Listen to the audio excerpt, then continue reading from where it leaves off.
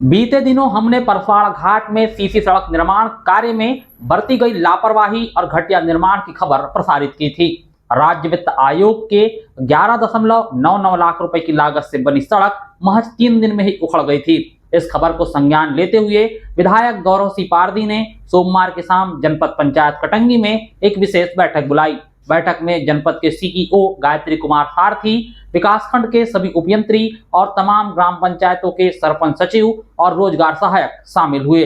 करीब 2 घंटे तक चली इस बैठक में विकास कार्यों की गुणवत्ता को लेकर विस्तार से चर्चा की गई। बैठक की शुरुआत में ही विधायक ने परसवाड़ा घाट वाली सड़क का मुद्दा उठाया। ये मेरा सबसे निवेदन है और इसके लिए इंजीनियर को मैं जिम्मेदार ठहराऊंगा। समझ गए ना? मूल्यांकन तो आप ही करते हो ना, तो आप मना करोगे तो थोड़ी ना कोई रोड बनाएगा बिना आपसे पूछे। ठीक है, भविष्य में किसी प्रकार की शिकायतें नहीं आना चाहिए। मैंने सारी बातें आपके सामने रखी हूं और आपकी तरफ से कोई बात है तो बताओ। बैठक में एक अनोखी समस्या भी सामने आई। कई सरपंचों और सचिवों ने बताया कि कुछ फर्जी पत्रकारों के द्वारा ग्राम पंचायतों के खिलाफ सीएम हेल्पलाइन 181 पर झूठी शिकायतें की जा रही है। सचिवों ने कहा कि बिना जांच के ही इन शिकायतों पर नोटिस आ जाते हैं, जिससे पंचायत का कामकाज ठप हो जाता है और अनावश्यक दबाव बनता है। इस पर विधायक ने कहा कि गलत शिकायत करने वालों के खिलाफ सख्त कार्रवाई की जाएगी। विधायक ने कहा कि पहली बार यह शिकायत उनके संज्ञान में लाई गई है। उन्होंने सीईओ को निर्देश दिए कि ऐसी शिकायतों का सत्यापन पहले पंचायत स्तर पर हो, उसके बाद ही जवाब मांगा जाए। जनता की आवाज़ दबनी नहीं चाहिए, लेकिन झूठ बोलकर सिस्टम को बदनाम करने वालों को भी बख्शा नहीं जाएगा।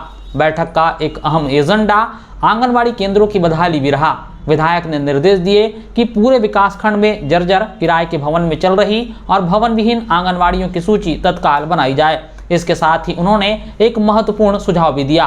खास तौर पर सेलवा, हथौड़ा, चिकमारा, पौनिया और तिरोड़ी क्षेत्र के सरपंचों से कहा कि उनके गांवों के आसपास खदानें संचालित हो रही है। इन खनन कंपनियों से आंगनवाड़ी भवन बनवाने की दिशा में चर्चा करें। खदान मालिक उनके यहाँ से मुनाफा कमा रहे हैं। बच्चों के लिए एक पक्का भवन तो वह दे ही सकते हैं। सरपंच इस मामले में पहल करे, प्रशासन और मैं व्यक्तिगत तौर पर मदद करूंगा। इस पर सीईओ ने बताया कि डीएमएफ यानी जिला खनिज फाउंडेशन के तहत खदानों के 25 किलोमीटर के दायरे में आने वाले गाँव में बेसलाइन सर्वे कराया जा रहा है।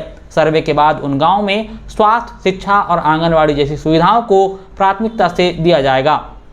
बैठक में शिक्षा को लेकर भी महत्वपूर्ण चर्चा हुई। विधायक ने बताया कि कुछ गांवों में नए स्कूल भवनों की स्वीकृति मिली है। उन्होंने सरकार से सिफारिश की है कि इन भवनों के निर्माण कार्य पंचायतों को ही दिए जाएं। विधायक का तर्क था कि पंचायतें स्थानीय हैं, वह बेहतर निगरानी कर सकती हैं और इससे गांव के मजदूरों को रोजगार भी मिलेगा। उन्होंने पंचायतों को भी चेताया कि अगर काम पंचायत को मिला तो गुणवत्ता से कोई समझौता नहीं होगा। काम अच्छा होना चाहिए, तभी काम उन्हें दिया जाएगा। बैठक में सीईओ गायत्री कुमार सारथी ने भी अपने मातहत कर्मचारियों को निर्देश दिए कि जो भी निर्माण कार्य चल रहे हैं उनका फिजिकल वेरिफिकेशन जरूर किया जाए। बैठक के दौरान कई ग्राम पंचायतों के सरपंचों और सचिवों ने हर घर नल जल योजना को लेकर भी अपनी पीड़ा रखी। सरपंचों का आरोप था कि कई गांवों में योजना तो कागजों में ही पूरी हो गई है, लेकिन आज तक घरों में पानी नहीं पहुंचा है।